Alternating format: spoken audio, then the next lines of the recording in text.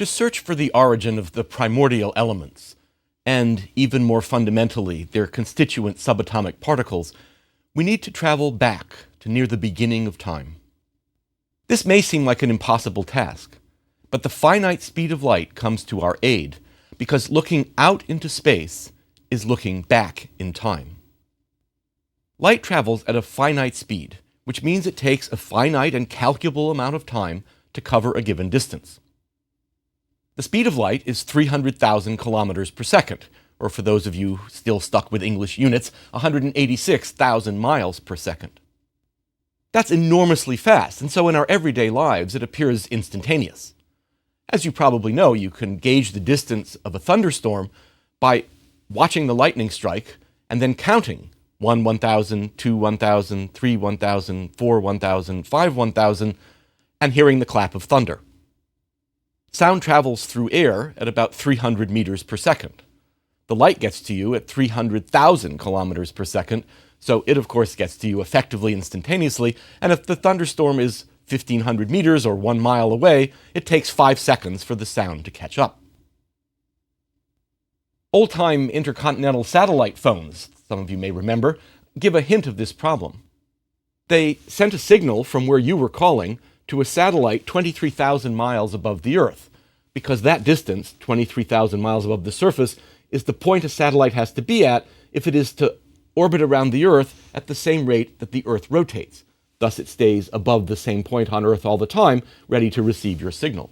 So the signal travels up 23,000 miles, and then down 23,000 miles, and when you talked on such phones, you could hear a very annoying echo a couple of tenths of a second after you made a sound, because you were hearing the reflection off this satellite where the total signal had traveled over 46,000 miles. Once one gets off the Earth, however, this delay starts to get significant. As some of you probably remember, and others may have been told, astronauts did actually walk on the moon in the late 1960s. Probably some of you remember that 2 a.m. event in July of 1969, when Neil Armstrong made that small step for man and that great leap for mankind. Well, that event was seen around the world by nearly 1 billion people, and that's when there were only 3 billion people on the Earth altogether. It was a momentous event. But NASA kept at it. They kept sending astronauts back to the moon. They went to different parts of the moon. They picked up different moon rocks, which were useful in the story I told you earlier about the origin of the moon. But the public started to lose interest. So they thought, what can we do to make the public really want to watch these moonshots again? What do people really like to watch on TV? And they came up with the brilliant idea of golf. Now, I must confess, why people like to watch golf on TV has never been clear to me, but clearly they do, and they thought, what we can do is have one of the astronauts hit a golf ball on the moon. In the weakened gravity of the moon, it would be easy to drive a ball, say, a mile or so, and people would be really impressed. And so they set up to go to the moon again, carrying a golf club, a tee, and a golf ball. The first astronaut came down the ladder and set up the camera, connected the cables, and got ready for the shot. The second astronaut came down with his golf club and, in the process, hooked his boot under the cable between the camera and the satellite. The controller in Houston, seeing this on his screen, of course, immediately shouted into his communications device, "Look out, you're going to trip on the cable." And then, of course, the screen went blank.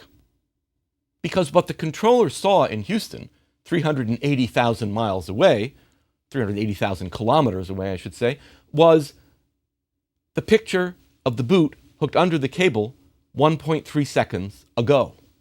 And his command to the astronaut to avoid tripping took another 1.3 seconds to get there. 2.6 seconds is plenty of time for the cable to have been ripped out and the golf game to have been delayed. If we go farther out into the solar system, this problem gets even more acute. The little rovers that have traveled around on the surface of Mars for some years are between 10 and 40 minutes, depending on the relative position of Earth and Mars in their orbits around the Sun, away. It takes a round-trip conversation between 10 and 40 minutes. And so you can't have a controller sitting at JPL in California watching the little camera on the head of the rover as it moves across the surface and say, "Oh, look, the rover is nearing the edge of a crater." Because by that time, 10 minutes later, you have $1 billion of space junk at the foot of the crater. You have to move very carefully when conversations take half an hour. The nearest star is 4.4 light years away, which means we see it not as it is today, but as it was when light left it on its journey to Earth 4.4 years ago. There's nothing we can do to see what that star looks like today, in our today, because the light takes 4.4 years to get to us. Symmetrically, looking back at Earth from that star, if you lived on a planet that orbited that star, one sees the past, not the present. Let me illustrate. Take the star Altair, one of the bright stars you can see with your naked eye. It's about 17 light years away. If you were an astronomer on a planet orbiting Altair and you looked back at Earth, what would you see? No gray hair? Lots more hair? Not bad. You'd see Earth as it was 17 years ago. If you were on a planet orbiting Arcturus, another bright naked eye star that's 39 light years away, and looked back at Earth, you'd see this. Not even a beard. And note the little National Honor Society pin there on the lapel. Very sexy. If you were on Capella 53 light years away and looked back at Earth, you'd see this absolutely adorable platinum-haired young man. And if you were on Aldebaran, which is 56 light years away, looking back at Earth, you'd see the Michelin tire baby. Now, going even farther out into space, this starts to have serious consequences. This is an image of the constellation Orion, one of the few constellations that I can actually recognize. It's got those three bright stars in a row that form the belt of the constellation which the Greeks thought of as the Hunter. Just below the belt, the little smudge represents that region of star formation I talked about, the nearest big stellar factory to Earth. But the bright red star at the head of Orion is about 400 light years from Earth and is called Betelgeuse. Now, this is a very interesting star. It's a red supergiant, and it's a star very near the end of its life that's exhausted most of its nuclear fuel and is about to explode. Now, when I say about to explode, we can't predict that to better than maybe 10 or 20,000 years. It could, in fact, have already exploded. Indeed, it could have exploded about 399 years and 364 days ago. There's no way I could know that. But when I go outside tonight and look up at the sky, I could see a star that's 1 billion times brighter, completely dominating the night sky, as the evidence of that explosion finally, 400 years later, arrives at Earth. Incidentally, this is what I looked like 400 years ago when I posed for Raphael. The center of the Milky Way is about 35,000 light years away. A big telescope there would see a very different Earth. Indeed, one would see the Neanderthals wandering around Europe and making pretty cave paintings of bison. However, 35,000 years is a short time in terms of stellar lifetimes, as we've learned, so there would be no big changes expected in how the stars look there, and indeed, we don't see stars very differently. Once we get out of the galaxy, however, the timescales get longer really fast. The nearest large galaxy to us, Andromeda, is 2 million light years from Earth. A civilization studying Earth from there now would see no humans. The nearest rich cluster of galaxies is 100 million light years away. Astronomers there today would see dinosaurs roaming the surface of the Earth. That's there today, of course, but wherever one is, it's your today. 2 or 3 billion light years away, a distance one can see with even a relatively modest-sized telescope, the universe looks noticeably different. Galaxies and stars have evolved on timescales of billions of years. The most distant object ever detected is about 12.9 billion light years from Earth, and they exist in a universe radically different from the way the universe looks as we see it today, because their universe is less than 1 billion years old. Very few galaxies have formed, stars are very young, heavy elements are almost non-existent. But of course, out there, it's today too. We have to think very carefully about what we mean by now. And that leads us to thinking about the connectedness of space and time. The British essayist Charles Lamb wrote at the turn of the 19th century, "Nothing puzzles me more than space and time, yet nothing troubles me less." I guess the difference between an essayist and a scientist, if something puzzles a scientist, it also troubles him deeply. From the middle of the 19th century, when Maxwell wrote down his equations that connect light and electromagnetism, and troubling thoughts about space and time were brewing. The Irish physicist George Fitzgerald, for example, saw Maxwell's famous four equations, which unite electricity and magnetism and link the two forces together to make light, as an incomplete starting point rather than as a final answer. Hendrik Lorentz and Heinrich Hertz also recognized potential inconsistencies in this model of electromagnetic waves producing light. On the experimental side, the American physicists Michelson and Morley attempted to measure the medium in which Maxwell's light waves were supposed to propagate, and they repeatedly failed. The point is that a wave, as Maxwell had concluded light was, waves something. Water waves go like this. The molecules of water go up and down as the wave moves forward. Sound waves, as I described earlier, knock the molecules together like this as the wave propagates by. Something must be waving for a wave to exist. What was it that was waving when a light wave passed through space?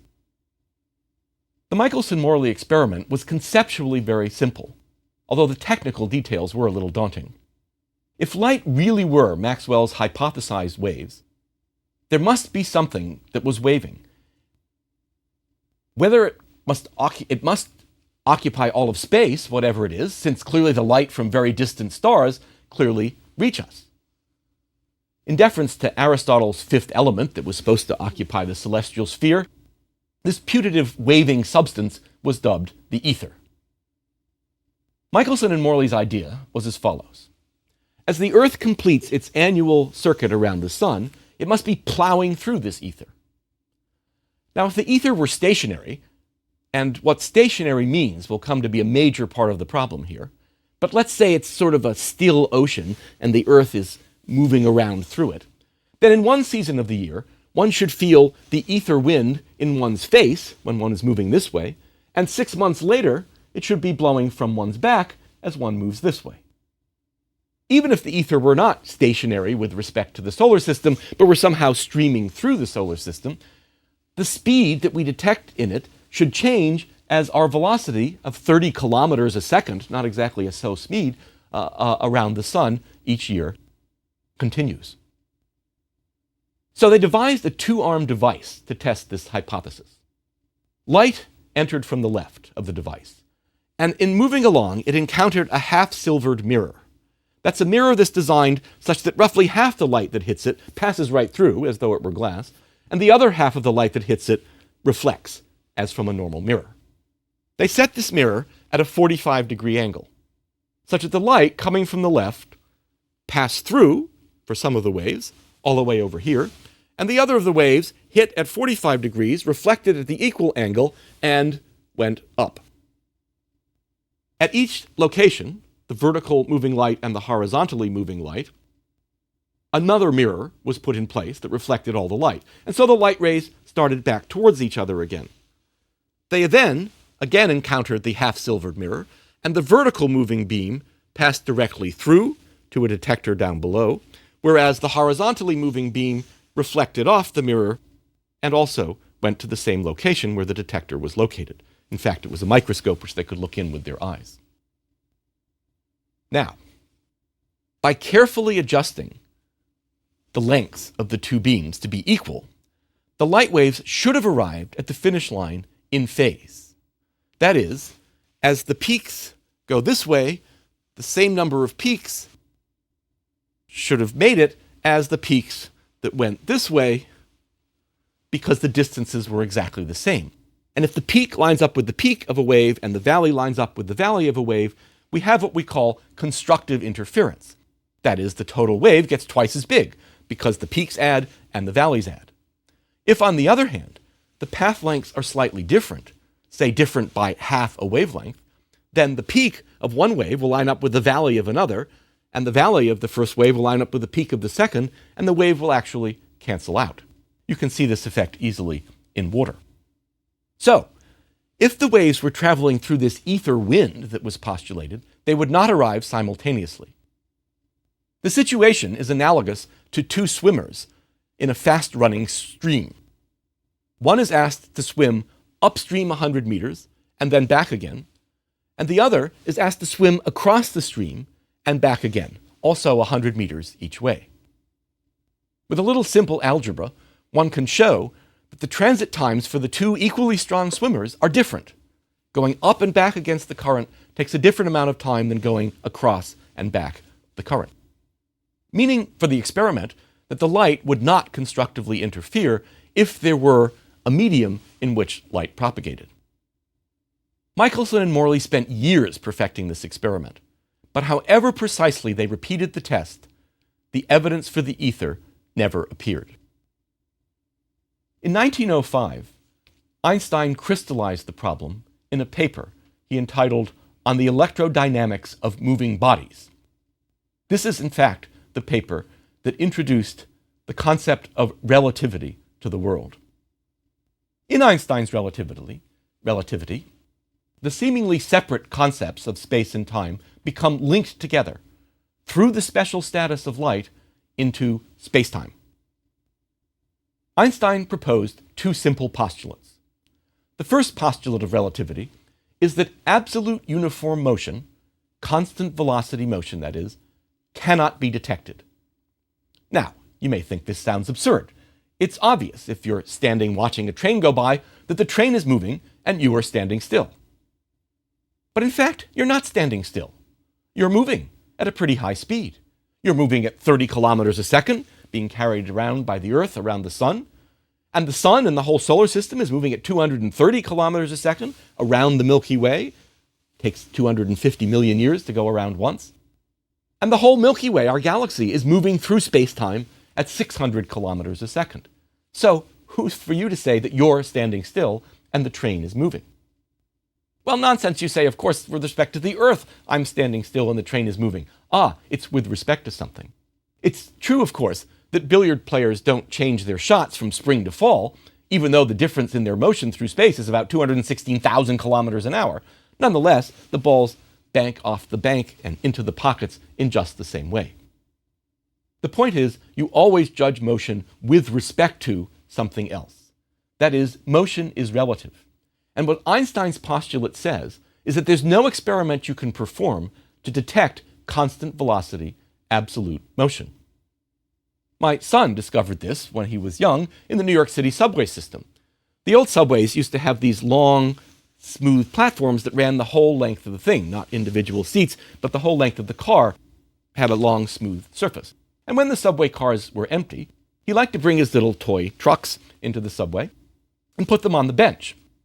What he discovered was if he placed the truck in the middle of the bench, while the train was rocketing along between stations at 40 miles an hour, the truck sat perfectly still. When the train started to decelerate as it entered the station, the truck would take off in the direction of the train. When the train started to accelerate as it pulled out of a station, the truck would take off in the other direction. Accelerated motion can be easily detected.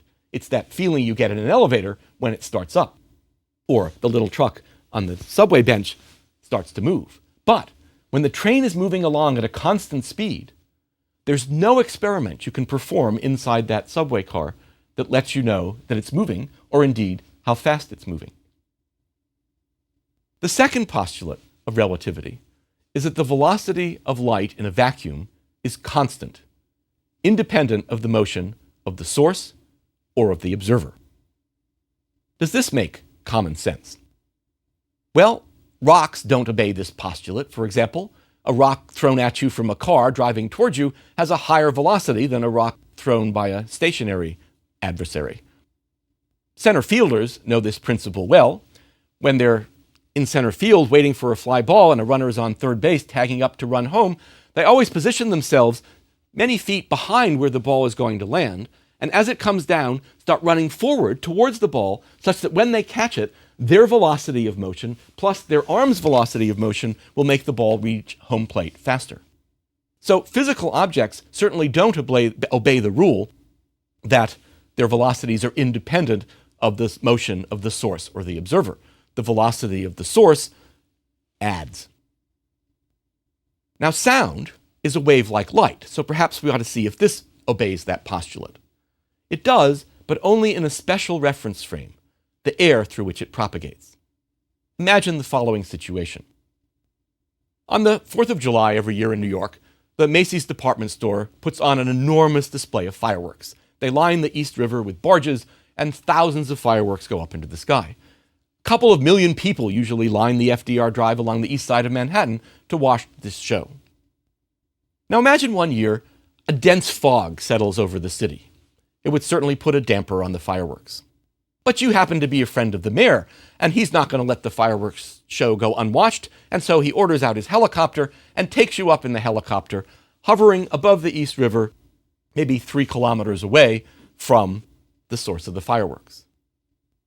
The fireworks are launched from the barges, they go up through the layer of fog, they explode in the sky, and you see them and you hear them. You see them essentially instantaneously because you're only 3 kilometers away and the light travels 300,000 kilometers per second, so it only takes 100,000th of a second for the light to get to you. You can't possibly measure that short a time period. Your neural circuits work 100 times more slowly. So you see the light from the fireworks, the beautiful explosion, instantaneously. The sound, however, has to propagate through the air.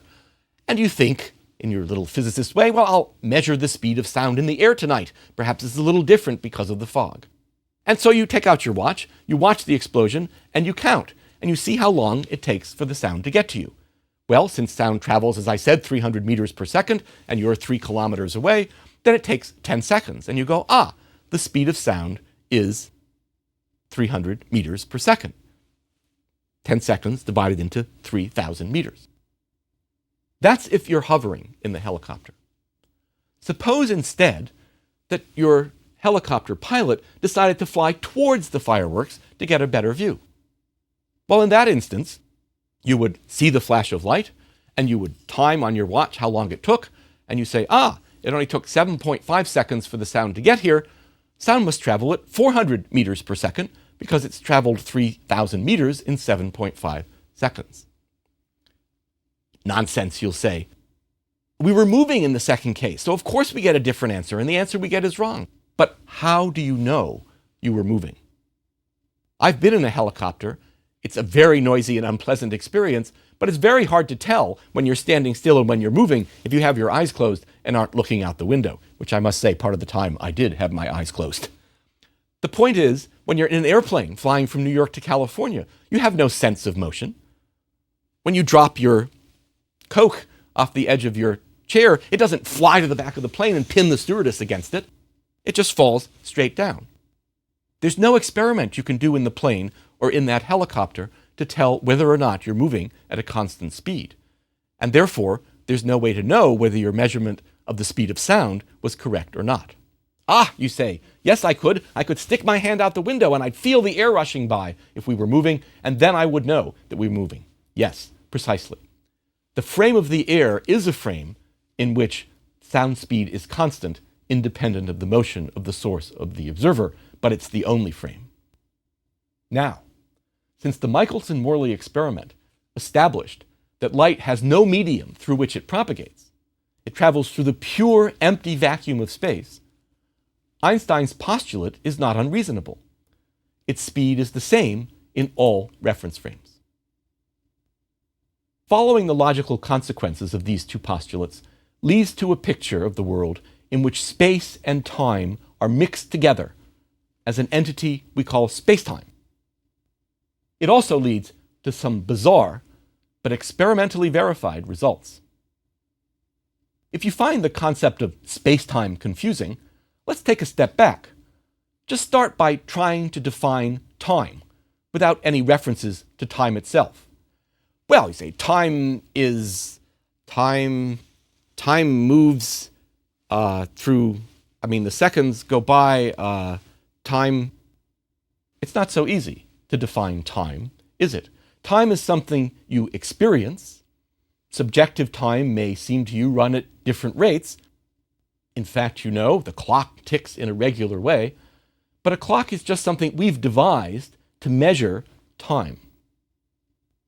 Is time the same for me as for you? Do my clocks run at the same rate as your clocks run? This is something that we'll have to investigate based on Einstein's two relatively simple sounding postulates. Science proceeds by constructing logically self-consistent hypotheses and then devising experiments to test their consequences. As I constantly say to my students, although it's not popular with them or necessarily with my colleagues, I don't regard science as a search for truth with a capital T. I regard science as a search for hypotheses, for models, if you will, for the way the world works, which are testable and, most importantly, are falsifiable. If I make a hypothesis, such as Einstein did, I must test it, and there must be a possibility in that test of the hypothesis being proved false. If there's no such possibility, then it's not a scientific hypothesis. Because science makes progress not by proving things true, but by proving things false. By showing that one's model is incorrect, one makes progress in understanding the universe. Einstein's relativity was not obviously true. The two hypotheses sound simple and innocuous enough. It's not possible to determine if one is moving at a constant speed, and that the speed of light, this slightly weird thing, travels at a constant speed no matter who's doing the measurement or how fast the source is moving. The point is that these two hypotheses lead to a number of predictions, all of which are testable. And over the last 100 years, Einstein's relativity has passed the test with flying colors. Indeed, we cannot begin to understand things like the high-energy collisions of cosmic rays with our atmosphere, the source of the carbon-14 atoms we've used so often in this course so far, without applying this radical departure from our common-sense notions of space and time. Next time, we'll follow the logical consequences of Einstein's two postulates through to a new understanding, both of how subatomic particles behave and how the universe itself exists in spacetime.